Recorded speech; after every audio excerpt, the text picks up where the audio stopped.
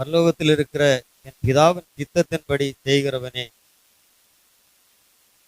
பரலோகத்தில் ராஜ்யத்தில் பிரவேசிப்பானே அல்லாமல் என்னை நோக்கி கர்த்தாவே கர்த்தாவே என்று சொல்லுகிறவன் அதில் பிரவேசிப்பதில்லை என்று வேதத்திலே நாம் பார்க்கிறோம். என்னை கேட்கிற அருமையான வேதம் சொல்லுகிறது, உற்சாகமாய் கொடுக்கிறவனிடத்தில் தேவன் பிரியமாய் இருக்கிறார் என்று வேதம் சொல்லுகிறது. நம்முடைய பணத்தை குறித்தோ வேறு காரியங்களை குறித்த அல்ல, தேவன் விரும்புகிறது அவரை ஆராதிக்கும்படி விரும்புகிறார், பரிசுத்தமாய் வாழும்படி விரும்புகிறார், நாளுக்கு நாள் அவரை அறிகிற அறிவிலே வளர்ந்து பெருக வேண்டும் என்று அவர் விரும்புகிறார்.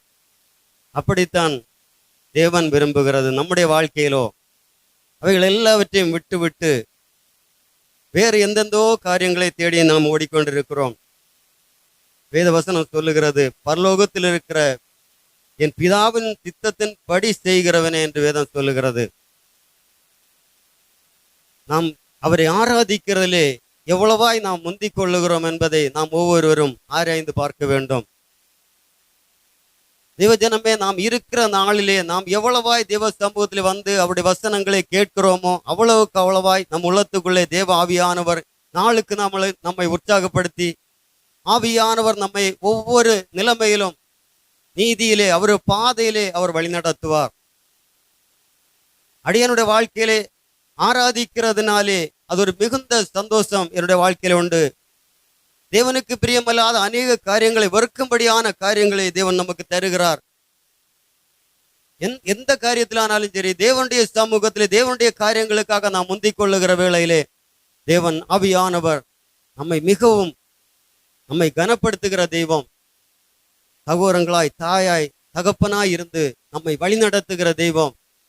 வேண்டிய இடங்களிலே நமக்கு உயர்வை தந்து நம்மை வழிநடத்துகிற தெய்வன். அதற்காகத்தான் அவரை ஆராதிக்கும்படி அவர் சொல்லுகிறார். பிதாவுடைய சித்தம் செய்கிறவனே பரலோக ராஜ்யத்தில் பிரவேசிப்பான் அல்லாமல் என்னை நோக்கி கர்த்தாவே கர்த்தாவே என்று சொல்லுகிறவன் அதில் பிரவேசிப்பதில்லை என்று பார்க்கிறோம். நமக்கு கொடுக்கப்பட்ட அந்த நாட்களிலே முதலாவது தேவனை ஆராதிப்போம். நாம் எந்தெந்த ஆராதனையிலே நமக்கு பங்கெடுக்க முடியுமோ, நம்ம பகல் நேரங்களில் ஒன்றும் ஆராதனை இல்லை. பாருங்கள், வெள்ளிக்கிழமை ஆராதனை, அதில் வேலைக்கு போகிற யாரையும் நாங்கள் அழைக்கிறதில்லை. சும்மா இருக்கிறவள் வந்து ஆராதித்தால் நீங்கள் ஜெபிக்க வேண்டாம், வந்து இருக்கிற ஜனங்களோடு கூட இருந்து அவரை மகிமைப்படுத்தினாலே போதும். உங்களுடைய வாழ்க்கையிலே மிகுந்த உற்சாகமும் சமாதானமும் சந்தோஷம் உங்களுடைய வாழ்க்கையில உண்டாகும். அப்படித்தான் உங்களை அழைக்கிறது. நீங்கள் வருகிற எல்லாரும் நாங்கள் வந்தவுடனே நாங்கள் எல்லா ஜெபத்திலும் பங்கெடுத்து நாங்கள் ஜெபிக்கிறவர்களாய் நாங்கள் பாடி தேவனுடைய நாமத்தை மகிமைப்படுத்துவர்களாய் இருக்கவில்லை. கொஞ்சம் கொஞ்சமாக தேவன் நம்மை உயர்த்தி கொண்டே வருவார். அது பரிபூர்ணமாகும் போது, அந்த இரட்சிப்பின் சந்தோஷம் நிறைவடையும் போது அது நமக்குள்ளே பெரிய சந்தோஷத்தையும் சமாதானத்தையும் கொண்டு வரும். அந்த நித்திய ஜீவனை நமக்காக தருவார். மத்தேயு 12:50 வசனத்தை வாசிப்போம். 12வது அதிகாரம் 50வது வசனம்.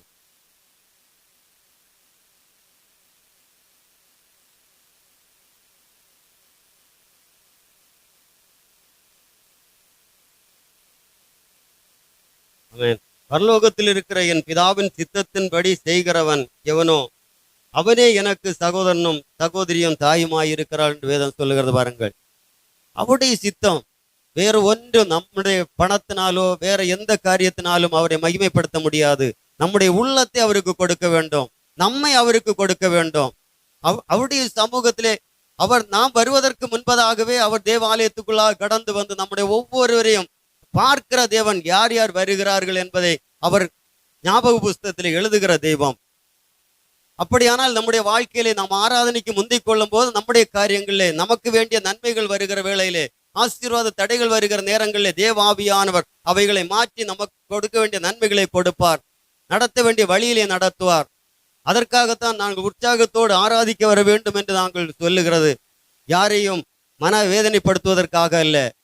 அவரை ஆராதித்த ஜனங்கள் ஒருபோதும் அவர்கள் கெட்டு போனதில்லை. அவர்கள் எப்பொழுதும் சமாதானத்தோடு சந்தோஷம். அதான் வேதம் சொல்லுகிறது, எப்பொழுதும் கர்த்தருக்குள் சந்தோஷமாயிருங்கள் சந்தோஷமாயிருங்கள் என்று. அவருடைய வசனத்தை நாம் கேட்டு அவருடைய வசனத்தின்படி நாம் சபையில் மாத்திரமல்ல, குடும்பத்திலும் வெளியிலும் எந்த இடத்திலும் பரிசுத்தமாய் நாம் வாழ வேண்டும் என்று அவர் விரும்புகிறார். அப்படி நாம் வாழுகிற வேளையிலே தான் பரிசுத்த ஆவியானவர் மிகவும் சந்தோஷப்படுவார். நம்முடைய வாழ்க்கையிலும் மிகுந்த சந்தோஷம் இருக்கும். எந்த காரியத்திலும் இடரல்கள் வராதபடி நம்மை பாதுகாத்துக் கொள்வார். அது சொல்லப்படுகிறது, எவனோ அவனே எனக்கு சகோதரரும் சகோதரியும் தாயுமாய் இருக்கிறார்கள் என்று வேதம் சொல்லுகிறது பாருங்கள். அவ்வளவாய் நம்மை நேசிக்கிறார். அன்பான தகப்பனை போல நம்மை ஆதரிக்கிற தேவன். அவரை நாம் அண்டிக் கொள்வதற்கு நாம் பாக்கியவான்கள். எத்தனையோ பேருக்கு கிடைக்கவில்லை. இந்த நாளில் ஆராதனை கடந்து வருவதற்கு எத்தனையோ பேருக்கு நேரம் கிடைக்கிறதில்லை. ஆனால் கூட நம்மை அதிகமாய் நேசிக்கிறபடியால் நம்முடைய வாழ்க்கையிலும் அநேக வேலைகள் உண்டு, அநேக காரியங்கள் உண்டு. எல்லாவற்றையும் விட்டு தெய்வ சமூகத்தில் கடந்து வரும்போது மகனே மகளே என்று சொல்லி அவர் நம்மை தேற்றுகிற தெய்வம் பாருங்கள். 1 தீமோத்தேயு 2வது அதிகாரம் 4வது வசனத்தை ஒரு வாசியுங்கள். 1 தீமோத்தேயு 2:4.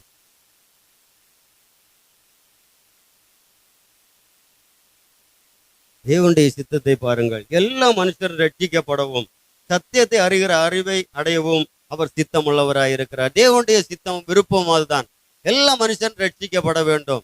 ஒரு மனுஷன் கூட கெட்டு போகுது, அது தேவனுக்கு பிரியமில்லாத காரியம். எல்லாருக்காகவும், இந்த உலகத்தின் எல்லா ஜனங்களுக்காகவும் அவர் கல்வாரி சிலுவையிலே தன்னை ஒப்பு கொடுத்தார். எல்லாருடைய பாவங்களை மீட்கும்படியாக, எல்லாருடைய அக்கிரமங்களை நீக்கும்படியாக, எல்லாருடைய வியாதிகளை மாற்றும்படியாக, நம்மை பரிசுத்தமாய் தேவனுக்கு பிரியமான பிள்ளைகளை வாழ வைப்பதற்காகத்தான் அவர் அந்த கல்வாரி சிலுவையிலே தன்னை கொடுத்தார். எல்லா மனுஷன் ரட்சிக்கப்பட வேண்டும்.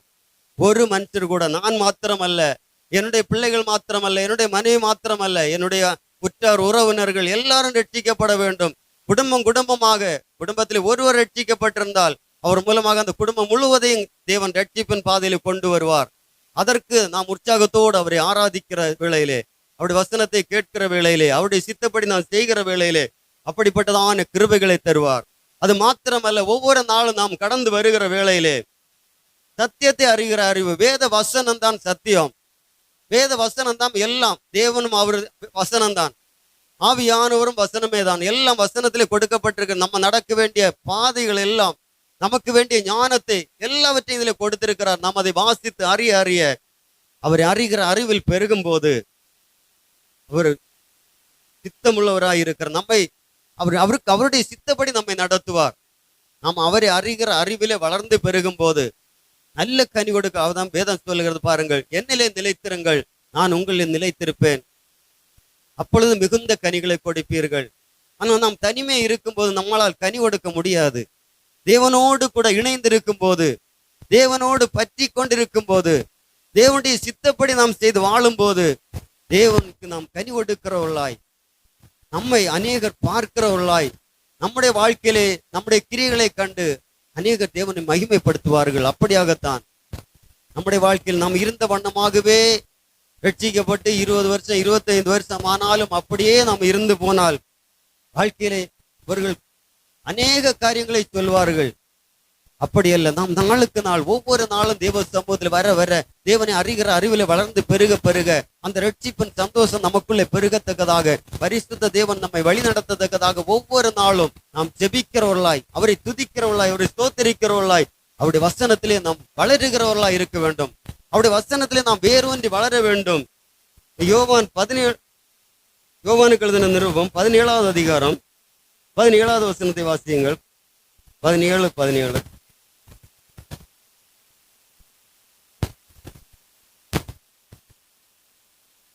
சொல்லப்பட பாருங்க. உம்முடைய வசனத்தினாலே அவர்களை பரிசுத்தமாக்கும். நம்மை பரிசுத்தமாக்குகிறது அவருடைய வசனம் தான். நம்மை பரிசுத்தமாக்குகிறது. அது வேதம் சொல்லுகிறது. உம்முடைய வார்த்தையினாலே நம்மை நீதிமான்கள் ஆக்கி இருக்கிறார், நம்மை பரிசுத்தமாக்கி இருக்கிறார், நம்மை மீட்டெடுத்திருக்கிறார் அவருடைய வசனத்தினாலே. அந்த வசனம் சொல்லுகிறது, உம்முடைய சத்தியத்தினாலே அவர்களை பரிசுத்தமாக்கும். உம்முடைய வசனமே சத்தியம் என்று சொல்லப்படுகிறது பாருங்கள். அவருடைய வசனத்தை நாம் சத்தியம் என்பதை உணர்ந்து அவரை நாம் பற்றி கொள்ள வேண்டும். அந்த வசனங்களை நம்முடைய உள்ளத்தில் எழுதி கொள்ள வேண்டும். இக்கட்டுகள் நெருக்கங்கள் வருகிற நேரங்கள், எல்லா மனுஷனுடைய வாழ்க்கையிலும் இக்கட்டுகள் நெருக்கங்கள் வரும். ஆனாலும் அந்த நேரங்களில் தேவன் நம்மோடு கூட இருந்து நம்மை கரம் பிடித்து நடத்துகிறவர், நம்மை காண்கிறவர், நம்மை விசாரிக்கிறவர். அவர் நம்மை திக்கற்றலாக விட்டு ஓடி போகிறவர்கள் அல்ல.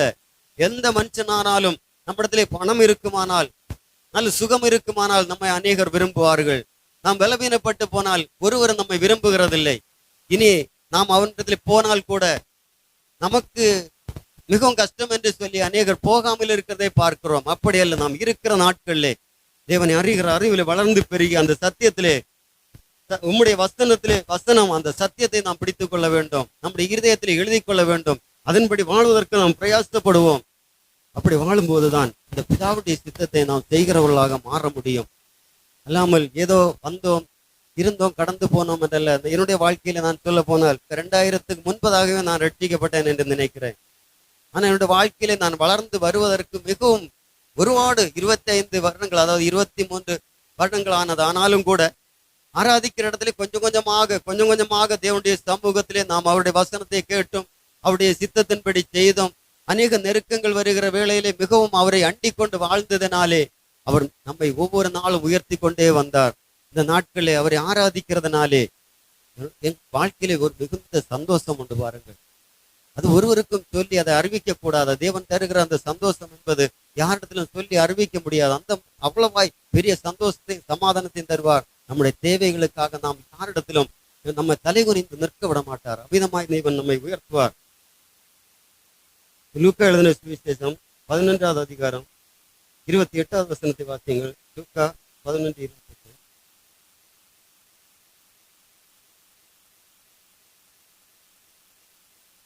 அதற்கு அவர்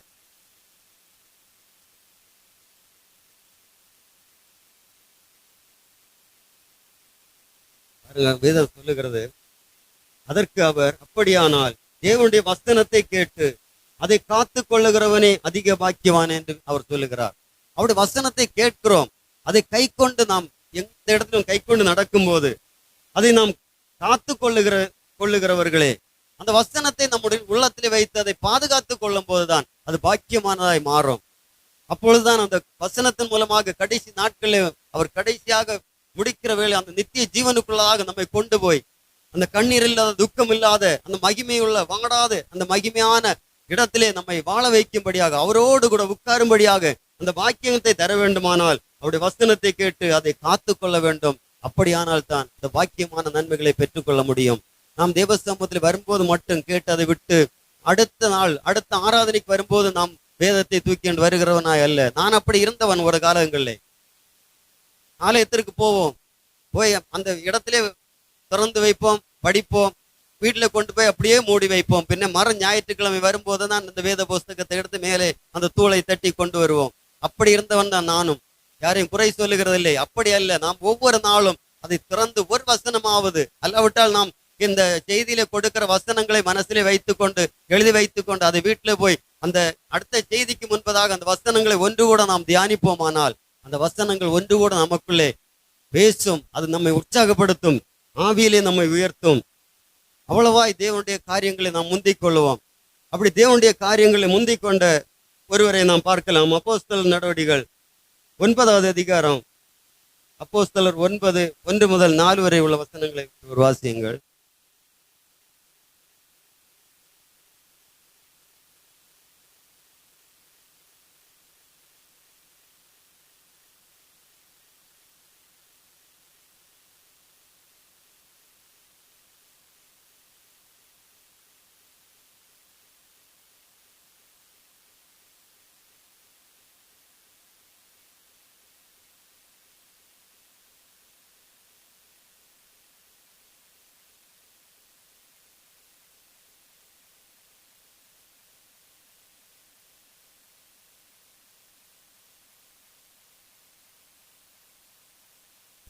அல்லேலூயா, அல்லேலூயா. பார்க்கிறோம், சவுல் என்பவன் தேவனுடைய ஜனங்களை துன்பப்படுத்துகிறவன், சபைகளை துன்பப்படுத்தினவன். அப்படிப்பட்ட மனுஷனையும் கூட தேவன் ஒரு நாளில் சந்திக்கிறதை பார்க்கிறோம். அங்கே அவன் ஜெப ஆலய தலைவர் அங்கு சீசர்களை பயமுறுத்தும்படி கொலை செய்யும்படியாக சிரியா பிரதான ஆசாரிடத்துல போய் அந்த ஜனங்களுக்காக அவன் கேட்டுக்கொள்ளுகிறான். இப்படி கிறிஸ்தவர்களை கண்டால் அல்லாவிட்டால் அவரை ஆராதிக்கிற ஜனங்களை கண்டால் அவர்களை துன்பப்படுத்த வேண்டும். அதற்கான எல்லா காரியங்களையும் அவன் வேண்டிக் கொண்டு இங்கே கடந்து வருகிற வேளையிலே தேவன் அவரை சந்திக்கிறார். பாருங்கள், நம்முடைய வாழ்க்கையிலே நாம் ஆராதித்து கொண்டிருக்கிறோம், தேவனுக்கு பிரியமாய் வாழ்ந்து கொண்டிருக்கிறோம். நம்முடைய வாழ்க்கையிலே நமக்கு எதிராக அநேக காரியங்கள் வரலாம். ஆனால் எல்லா காரியத்திலும் தேவன் நம்மோடு கூட இருக்கிறவர். அந்த இதில் சொல்லப்படுகிறத 5-6 வசனங்களை வாசிக்கும் போது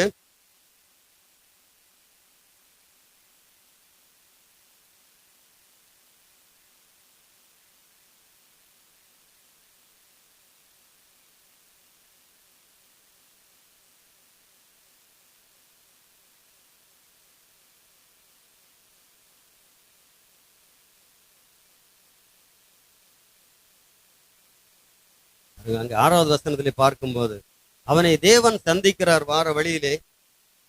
அவன் நான்காவது வசனத்தை வாசிக்கும் போது அவன் தரையிலே விழுந்தான். அப்பொழுது சவுலே சவுலே, நீ ஏன் என்னை துன்பப்படுத்துகிறாய் என்று தன்னுடனே சொல்லுகிற சத்தத்தை கேட்கிறான்.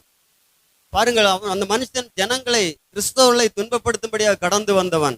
அந்த இடத்தில் தேவன் அவரை சந்திக்கிறார். பாருங்கள், அவரை சந்தித்த உடனே அவனுக்கு ஒரு பயம் உண்டாகிறது. 6வது வசனம் பார்க்கும்போது நடுக்கமும் திகிலும் அவனை நடுங்கி திகைத்து, ஆண்டவரே நான் என்ன செய்ய சித்தமாய் இருக்கிறேன் என்றான். பாருங்கள், தேவ சமூகத்தில் வரும்போது நாமும் தேவனுக்கு முன்பதாக, நம் தகப்பனுக்கு முன்பதாக நாம் பயந்திருக்கிறது போல, நம்ம முன்காலங்களில் பாருங்கள், நம்முடைய வீட்டிலே இருக்கிற பெரியவர்கள் இருப்பார்கள், நம் சின்ன பிள்ளைகள் அப்படி அங்கங்கே இருப்பார்கள். ஆனால் சில குடும்பங்களை பார்க்கும்போது பெரியவர் வரும்போது பிள்ளைகள் எழும்பி கொஞ்சம் நீங்குவார்கள் அந்த இடத்துல இருந்து. இப்பொழுதுள்ள பிள்ளைகள் அப்படி அல்ல, இருக்கிற இடத்துல இருப்பார்கள், அவர்கள் தான் மாறி போக வேண்டும், அப்படி அல்ல. அந்த காலங்களில் அப்படி. அதுபோல அந்த கர்த்தருக்கு பயப்படுகிற பயத்தினாலே நம்முடைய வாழ்க்கையிலே நம்ம தேவனை ஆராதிக்கிறோம், தேவனுடைய சமூகத்தில் கடந்து வருகிறோம். கர்த்தருக்கு பயப்படுகிற பயத்தோடு நம் வீணான இங்கே இருக்கிறோம். என்னுடைய வாழ்க்கையிலும் அப்படிதான் இருந்தது.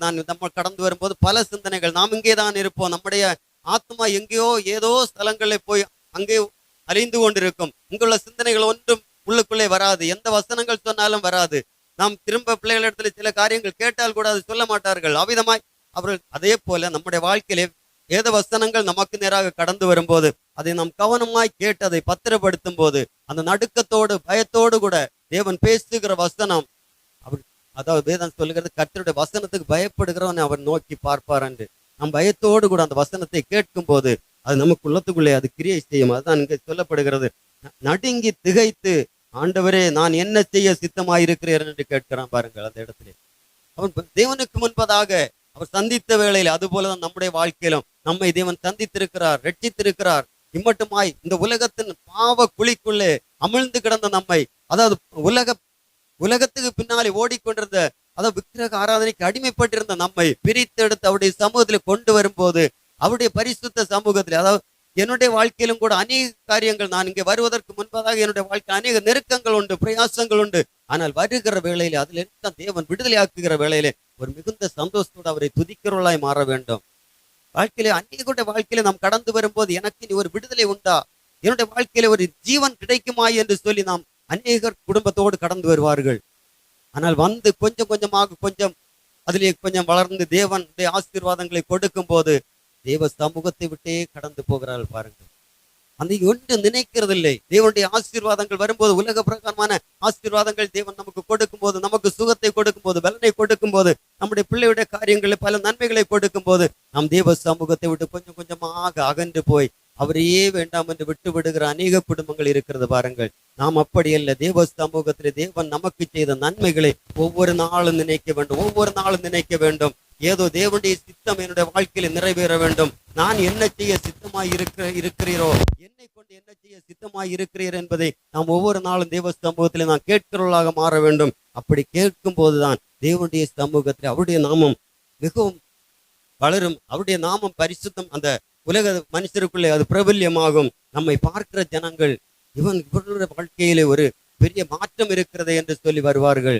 அது கொஞ்சம் ஆசீர்வாதங்கள் நமக்கு தேவன் அந்த சுகபலன் ஆரோக்கியம் தந்த உடனே தேவனுடைய ஆராதனை விட்டு கொஞ்சம் கொஞ்சமாக பின்வாங்கி போவோமானால் நம்முடைய வாழ்க்கையில அந்த ஆசீர்வாதம் ஒருபோதும் தடைபடாது. உலக பிரகாரமான ஆசீர்வாதம் நமக்கு வந்து கொண்டே தான் இருக்கும்.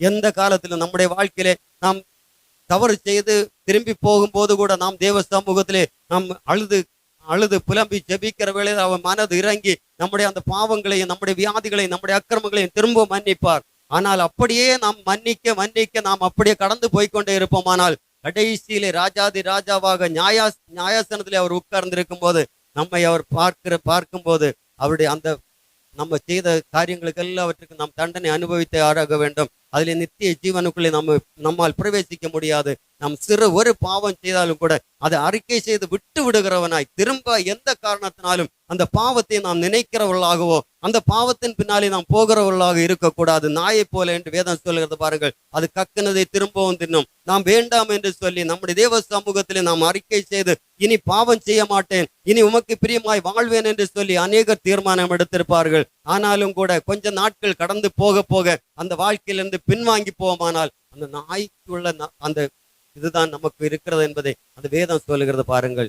நாயை போல நாம் மாறுகிறவர்களா அல்ல, நாம் தேவனை ஆராதிக்கிற உற்சாகம் கொண்டு அதிகமாய் தேவனுக்குள்ளே வளருகிறவர்களாய் மாற வேண்டும். அதுதான் அந்த வேதம் சொல்லுகிறது பாருங்கள். அதுதான் அவன் நடுங்கி திகைத்து நான் என்ன செய்ய சித்தமாய் இருக்கிறேன் என்று சொல்லி அதற்கு அடுத்த வசனத்திலே வாசிக்கும் போது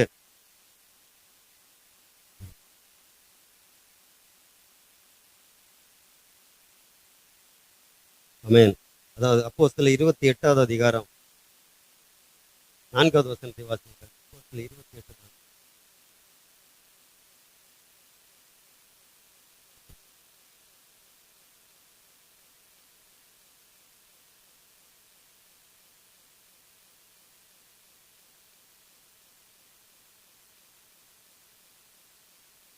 பாருங்கள். அங்கே கர்த்தருடைய ஒரு ஊழியக்காரர் அங்கே கடந்து வருகிறாரோ, கப்பலிலே பிரயாணமாகும் போது கப்பல் உடைந்து போனது.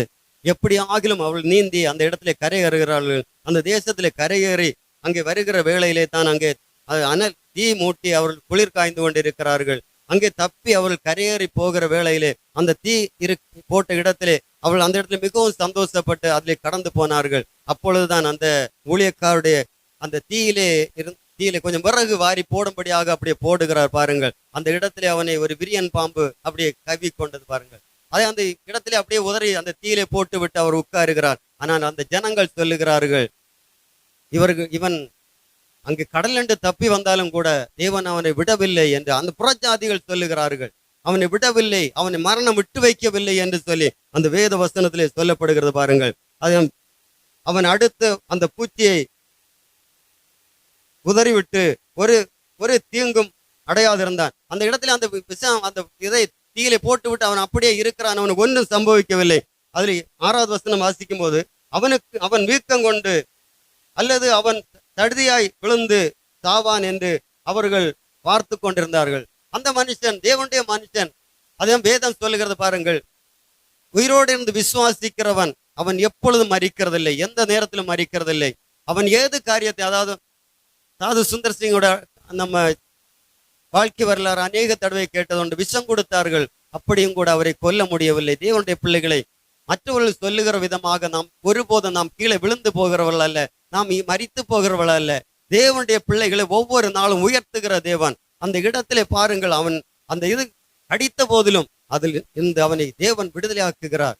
அந்த இடத்திலே தேவனுடைய நாமத்தை அவன் மகிமைப்படுத்தும்படியாக அந்த பெரிய காரியங்களை செய்கிறான் பாருங்கள். அவன் சாவான் என்று அவர்கள் பார்த்து கொண்டிருந்தார்கள். நெடுநேரம் பார்த்து கொண்டிருந்தோம், ஒரு சேதம் அவனுக்கு வராததை கண்டபோது வேறு சிந்தையாய் இவன் தேவன் என்று சொல்லிக் கொண்டார்கள் பாருங்கள். அப்படித்தான் பாருங்கள், நம்முடைய வாழ்க்கையிலே நம் பல இக்கட்டுகளுக்குள்ளாக, பல நெருக்கங்களுக்குள்ளாக, பல வியாதிகளுக்குள்ளாக அகப்படும் போது உலக மனுஷன் சொல்லுகிறது என்னவென்றால், இவன் செய்த பாவமாயிருக்கலாம், இவன் செய்த அக்கிரமமாயிருக்கலாம், அல்லது இவனுடைய குடும்பத்தார் செய்த காரியமாக இருக்கலாம் என்று சொல்லி நம்மை அநேகர் பேசலாம் பாருங்கள். நாம் அதற்கொண்டு நம்முடைய செவியை கொடுக்காதபடி தேவனுடைய சமூகத்திலே அமர்ந்து, அதாவது முதலாவது தேவனுடைய சித்தத்தின்படி அந்த காரியங்களை நாம் செய்து அவருடைய சித்தத்தின்படி நாம் வாழ்ந்து கொண்டிருப்போமானால் யார் எதை சொன்னாலும் அது ஒன்று நம்முடைய காதிலே வராது. தேவாவியானவர் நமக்குள்ளே இருந்து நம்மை உற்சாகத்தினாலே நிரப்பி ஒவ்வொரு நாளும் வழிநடத்தி கொண்டு வருவார். அதுதான் அந்த வசனம் சொல்லுகிறது பாருங்கள். அவர் தப்பி வந்த இடத்திலே சொல்லுகிறார்கள், மரணம் அவனை விடவில்லை, தேவன் அவனை விடவில்லை என்று சொல்லுகிறார். ஆனால் அந்த இடத்திலே தேவனுடைய நாமத்தை மகிமைப்படுத்துகிறதை பார்க்கிறோம். அவர் அப்போஸ்தலர் 26:18 வசனத்தை வாசியுங்கள் வருவார்கள். அப்போஸ்தலர் 28:16, 26:18.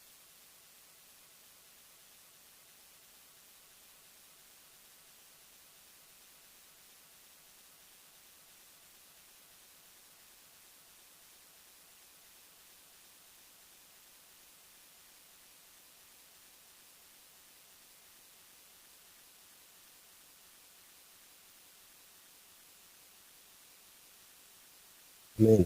9வது வசனத்திலே நாம் பார்த்தோம் அல்லவா, அங்கே தேவன் அவரை சந்திக்கிறார். சந்தித்து அந்த இடத்திலிருந்து அவருடைய ஊழியத்தை செய்யும்படியாக அவரை அனுப்புகிறார். அது சொல்லுகிறது, அவர்கள் என்னை பற்றும் விசுவாசத்திலே பாவ மன்னிப்பையும் பரிசுத்தமாக்கப்படுகிறவர்களுக்குரிய சுதந்திரத்தையும் பெறும்படியாக அவர்களை இருளை விட்டு ஒளியினிடத்திற்கும், இருளிலே இருக்கிற ஜனங்களை ஒளியினிடத்திற்கும், சாத்தானுடைய அதிகாரத்தை விட்டு தேவனிடத்திற்கும் திரும்பும்படி நீ அவருடைய கண்களை திறக்கவும் பொருட்டு இப்பொழுது உன்னை அவர்களிடத்திற்கு அனுப்புகிறேன் என்று சொல்லி தேவன் அவளை அனுப்புகிறார். பாருங்கள், அநேக ஜனங்கள், இருளுக்குள்ளே இருக்கிற ஜனங்களை வெளிச்சத்துக்கு நேராக வழி நடத்தும்படியாகத்தான் அந்த தேவன் அவரை தெரிந்து கொள்ளுகிறார். பாருங்கள், அதான் தேவனுடைய பிள்ளைகளுக்கு விரோதமாக எழும்புகிற தேவ ஜனங்களை கர்த்தர் சந்திப்பார், அவர்களை ரட்சிப்பார். நாம் கொஞ்ச நாட்கள் நமக்கு நெருக்கங்கள், நிந்தைகள் வரலாம், ஆனால் தேவன் நம்மை கைவிடுகிற தேவன் அல்ல. அவரை கொண்டு நமக்கு நேராக எதிராக எழும்புகிற ஜனங்களை கொண்டு தேவனுடைய நாமத்தை உயர்த்தும்படியாக, அவருடைய நாமத்தை மகிமைப்படுத்தும்படியாக தேவன் அவர்களை கொண்டு பெரிய காரியங்களை செய்வார். அதான் சொல்லப்படுகிறது, அவள் இருளை விட்டு வெளிச்சத்தினிடத்திற்கும். அதாவது மன இருள் நம்முடைய உள்ளத்திலே பலவிதமான, நாம் ரட்சிக்கப்பட்டவர்களாக இருக்கலாம், நாம் ஞானஸ்தானம் எடுத்தவர்களாக இருக்கலாம், வருஷமாக ஆராதிக்கிறவர்களாக இருக்கலாம். நம்முடைய வாழ்க்கையிலே, நம்முடைய இருதயத்திலே, உள்ளத்திலே மாற்றம் இல்லை. ஆனால் நாளுக்கு நாள் அதிலே அவரை அறிகிற அறிவிலே நாம் வளர்ந்து பெருகாவிட்டால் பழைய பாவங்களே நம்மை அடிமைப்படுத்தி கொண்டே இருக்கும். சில இடங்களில் போகும்போது முறுமுறுப்போம், சில இடங்களில் போகும்போது பல காரியங்களில் அவர்களோடு கூட பங்கெடுப்போம், துன்மார்க்கனோடு கூட கடந்து போவோம். அப்படியாக பல காரியங்களை செய்வோம். அதையெல்லாம் விட்டுவிட வேண்டும். தேவனுடைய சமூகத்திலே நாம் கடந்து வருகிற வேளையில் நாளுக்கு நாள் அவருக்குள்ளே நாம் வளருகிறவர்களாய், அவருக்குள்ளே நாம் பெருகிறவர்களாய், அவருக்குள்ளே திடன் கொண்டு விசுவாசத்திலே பெருகிறவர்களாய், ஆவியானவரோடு கூட உறவாடுகிறவர்களாய் நாம் மாற வேண்டும். ஆவியின் வரங்களை நம்முடைய வாழ்க்கையில நாம் பெற்றுக்கொள்ள வேண்டும். தேவனுடைய கிருபை வரங்களை நாளுக்கு நாள் பெற்றுக்கொள்ள வேண்டும். அதை ஒவ்வொரு நாளும் புதிய அதிகாலை நேரத்தில் புதிய கிருபைகளை ஒவ்வொரு நாளும் நமக்கு கொடுக்கிறவர். அதை நாம் திரும்ப தேவ சமூகத்தில் இந்த நாளுக்குரிய கிருபையை தாருங்கப்பா, பலனை தாருங்கப்பா என்று சொல்லி ஒவ்வொரு நாளும் நாம் கேட்கிற வேளையிலே அப்படிப்பட்ட கிருபையிலே நம்மை ஒவ்வொரு நாளும் நம்மை பலப்படுத்தி கொண்டே வருவார். தேவனுடைய சமூகத்திலே நாம் பலனடைவோம். அதான் சொல்லப்படும், இருளை விட்டு ஒளியினிடத்திற்கும் சாத்தானுடைய அதிகாரத்தை விட்டு தேவனிடத்திற்கும் திரும்பும்படிக்கு நீ அவருடைய கண்களை திறக்கவும் இப்பொழுது உன்னை அவரிடத்திற்கு அனுப்புகிறேன் என்று சொல்லி அனுப்புகிறார். அப்படியாகத்தான் உலகத்திலே ஜனங்களுக்குள்ளே நாம் கடந்து போகிற வேளையிலே நம்முடைய கொடுக்கப்பட்ட காரியங்களிலே நாம் உண்மையாக தேவனுக்கு பிரியமாய் அவருக்கு பரிசுத்தமாய் வாழுகிற வேளையிலே அநேக ஜனங்களை நாம் ஆதாயப்படுத்திக் கொள்ள முடியும். அல்லாவிட்டால் நம்ம இப்பொழுது எவ்வளவுதான் வேத வசனங்களை நாம் சொன்னாலும் யாரும் அதில் கீழ்ப்படுகிறதில்லை. நம்முடைய வாழ்க்கை நிமித்தமாக, நம்முடைய நடக்கை நிமித்தமாக, நம்முடைய கீழ்ப்படிதல் நிமித்தமாக சில காரியங்கள், நெருக்கங்கள் வருகிற வேளையிலே நாம் அவைகளை விட்டு நீங்கி போகிற வேளையிலே தேவன் நம்மை மிகவும் உயர்த்துகிற தெய்வம். அது 26வது வசனத்துல 26வது அதிகாரம் 20வது வசனம் சொல்லுகிறது, அவர் முன்பு தமஸ்குவிலும் பின்பு எருசலேமிலும் யூதேயா தேசம் எங்கிலும் உள்ளவரிடத்தில் பின்பு புறஜாதிகளிடத்திலும் நான் போய் அவர்கள் தேவனிடத்திற்கு மனம் திரும்பி குணப்படவும் மனம் திரும்புதலுக்கு ஏற்ற கனிகளை கொடுக்கவும் செய்வேன் என்று சொல்லி அவர் கடந்து போகிற. பாருங்கள், தேவ சமூகத்திலே தேவ ஜனமே அவரை போல நம்முடைய வாழ்க்கையிலே நாம் மற்றவர்களுக்கு நாம் சாட்சியாக மாறத்தக்கதாக நம்முடைய வாழ்க்கையை பார்க்கிறவர்கள் மாற வேண்டும். நம்முடைய வாழ்க்கையிலே அநேக குடும்பங்களை பாருங்கள், ரட்சிக்கப்பட்டு தான் இருப்பார்கள், அவர் எல்லாம் ரட்சிக்கப்பட்டவர்களா இருப்பார்கள். அப்படி பார்த்தாலே தெரியும், எல்லாம் அதற்கு பொண்ணு போட மாட்டார்கள், எல்லாம் மாற்றியிருப்பார்கள். ஆனாலும் கூட அவருடைய வாழ்க்கையில ஒரு மாற்றம் இருக்காது. பாருங்கள், அப்படி அல்ல. நம்முடைய வாழ்க்கையில தேவனுக்கு விரும்பாத காரியங்கள் நம்முடைய வாழ்க்கையில நாம் நம்முடைய ட்ரெஸ்ஸை மாத்துறதுனாலோ நம்முடைய போட்டிருக்க அணிகலங்களை மாற்றுகிறதுனாலோ யாருக்கும் எந்த மாற்றமும் கிடையாது. நம்முடைய மனம் மாற வேண்டும். நம்முடைய வாழ்க்கையில நம்முடைய மனதை மாற்றிக்கொள்ள வேண்டும். நம்முடைய மனம் நாளுக்கு நாள் புதிதாக்கப்பட வேண்டும். அவர் அப்படி வந்தால்தான் நம்முடைய வாழ்க்கையிலே பார்க்கிறவர்கள் நம்மை மிகவும் நேசிப்பார்கள். நம்முடைய சத்துருக்கள் நம்மை நேசிக்கும்படியான கிருபைகளை கொடுப்பார். அப்படி நம்முடைய வாழ்க்கையில மாற வேண்டும். அல்லாமட்டால் நம்முடைய வாழ்க்கையிலே நம் வெளிவேசமாக எதை மாற்றினாலும் தேவன் நம்மிடத்தில் பிரியமாய் இருக்க முடியாது. கடைசி நாட்களே நாம் அவரோடு நித்திய ஜீவனுக்கு நேராகவும் கடந்து போக முடியாது. ஆனால் நம்முடைய வாழ்க்கையிலே நாம் விட வேண்டியது நம்முடைய உள்ளான மனுஷனை தேவனுக்கு கொடுத்து நாம் மிகவும் ஆவி ஆத்ம சரீரத்தில் நாம் ஒடுக்க வேண்டிய இடத்துல ஒடுக்கி நம்ம இருக்க வேண்டிய இடத்துல இருந்து அவருடைய சித்தத்தின்படி நம்முடைய உலக பிரகாரமான எல்லா ஆசபாசங்களையும் வெறுத்து தான் தேவ சமூகத்தில் கடந்து வர வேண்டும். பழைய காலங்களில் ஊழியம் செய்த ஊழியக்காரர்கள் அநேகருடைய வாழ்க்கையிலே நாம் அநேக சாட்சிகளை கேட்கிறோம். அவர்கள் பணத்துக்காக அல்ல, பணத்தினாலே நாம் எந்த காரணம் கொண்டும் அதே ஒரு இடத்திலே நாம் கடந்த நாட்களை சிந்தித்தோம். பணத்தை கொடுத்து எனக்கு அந்த அதிகாரத்தை கொடுக்க வேண்டும் என்று, அது உன்னோடு உன் பணம் உன்னோடு கூட நாசமாய் போக கிடையாது. நம்முடைய வாழ்க்கையில பணம் இருக்கலாம், ஆனால் தேவ சமாதானம் இல்லாவிட்டால் ஒன்றும் நாம் பெற்றுக்கொள்ள முடியாது.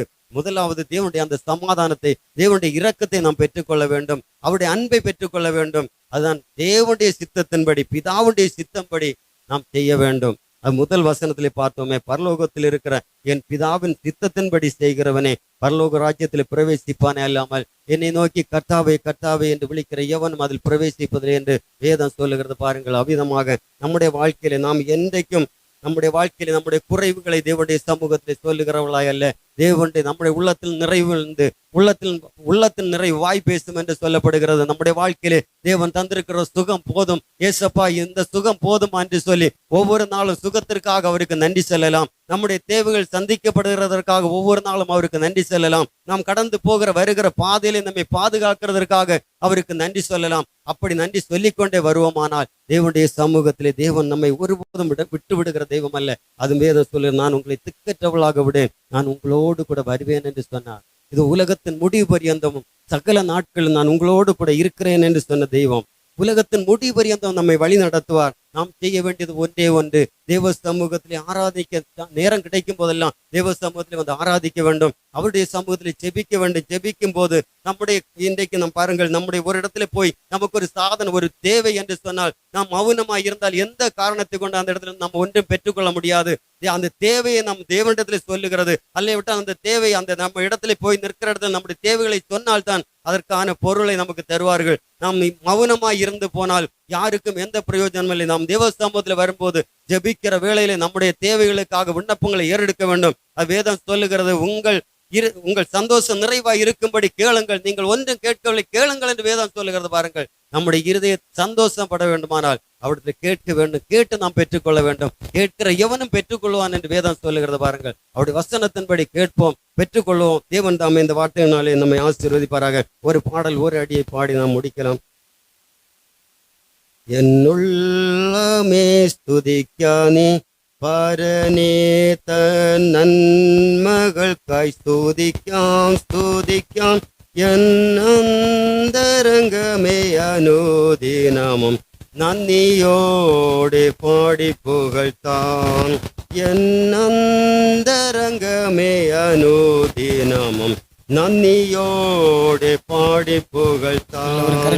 സുരലോക സുഖം വിടിഞ്ഞു നിന്നെ തേടി വന്ന ഇടയൻ. സുരലോക സുഖം വിടിഞ്ഞു നിന്നെ തേടി വന്ന ഇടയൻ.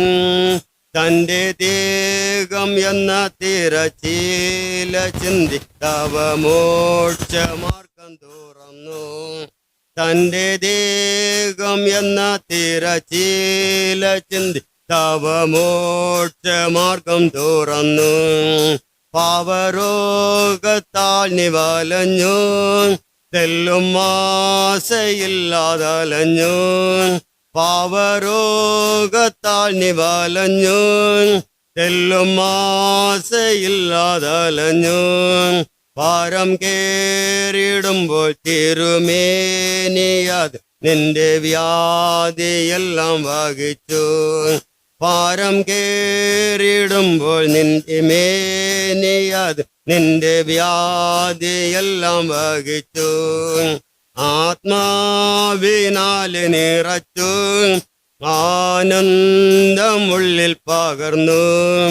ആത്മാവിനാൽ നിറച്ചു ആനന്ദമുള്ളിൽ പകർന്നു. പ്രത്യാശ വർപ്പിച്ചു പാലിച്ചിടും തവ സ്നേഹമതിശയമേ. പ്രത്യാശ വർദ്ധിപ്പിച്ചു പാലിച്ചിടും തവ സ്നേഹ അതിശയമേ.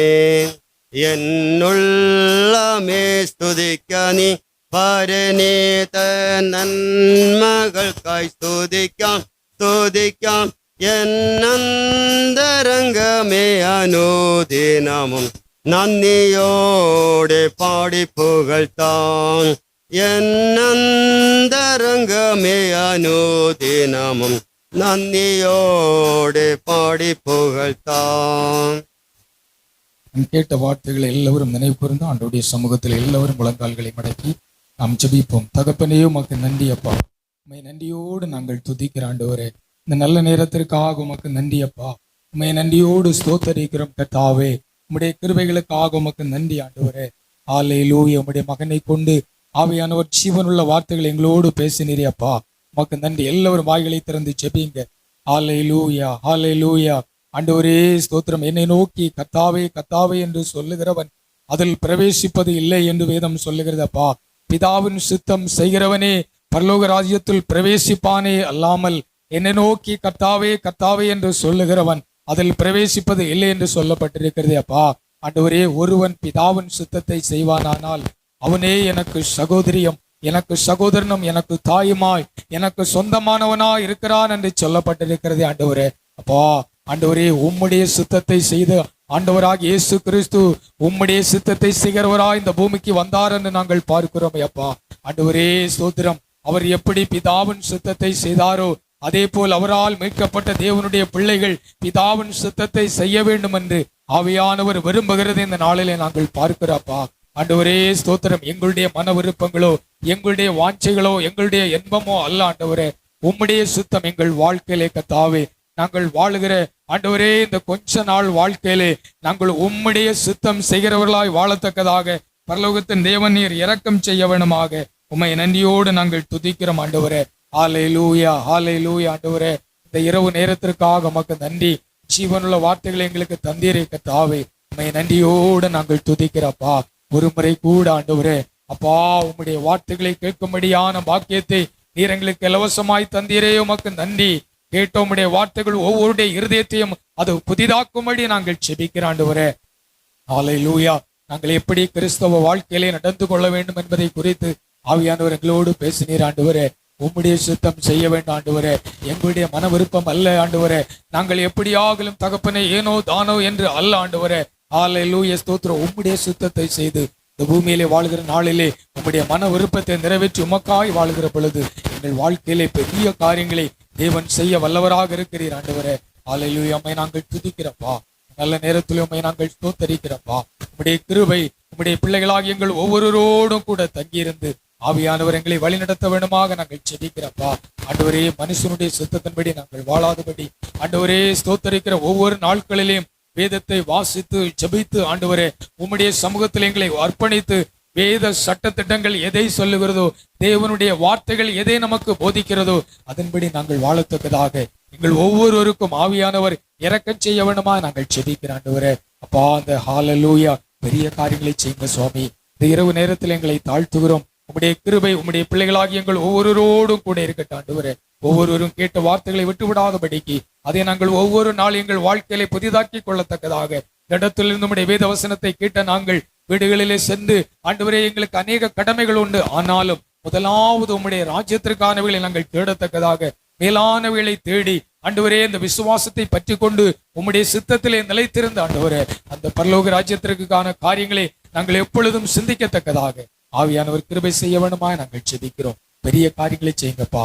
எங்களை தாழ்த்துகிறோம் ஆண்டவரே. இந்த வேளையை நாங்கள் பிரிந்து சொல்லும் போது பிரியாத நேசர் எங்கள் ஒவ்வொருவரோடும் கூட இருந்து உம்முடைய சித்தத்தை நாங்கள் செய்து வாழ எங்கள் வாழ்க்கையில நாங்கள் அப்படி பழகி கொள்ளத்தக்கதாய் ஆவியானவர் கிருபை செய்ய வேண்டுமாய் செபிக்கிறோம். தாழ்த்தி உம்முடைய கரங்களை தருகிறோம். இயேசு கிறிஸ்துவின் நல்ல நாமத்தில் தாழ்மையுடன் செபிக்கிறோம் எங்கள் ஜீவனுள்ள நல்ல பிதாவே. ஆமென்.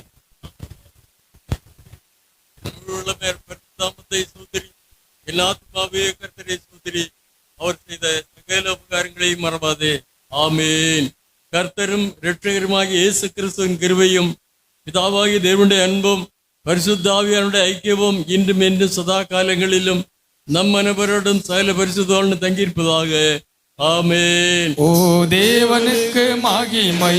தூக்கி எடுத்தார் என்னை தூக்கி எடுத்தார் இயேசு.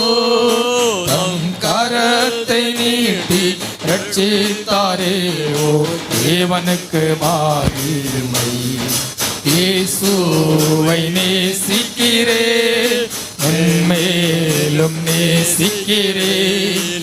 அக்காரையில் நான் இன்று அவரை என்னென்றும் வாழ்த்துவேன். அக்காரையில் நான் இன்று அவரை என்னென்றும் வாழ்த்துவேன். லேலுயா லேலுயா லேலுயா. கர்த்தர் நம்மை ஆசீர்வதிப்பாராக. ஆமேன்.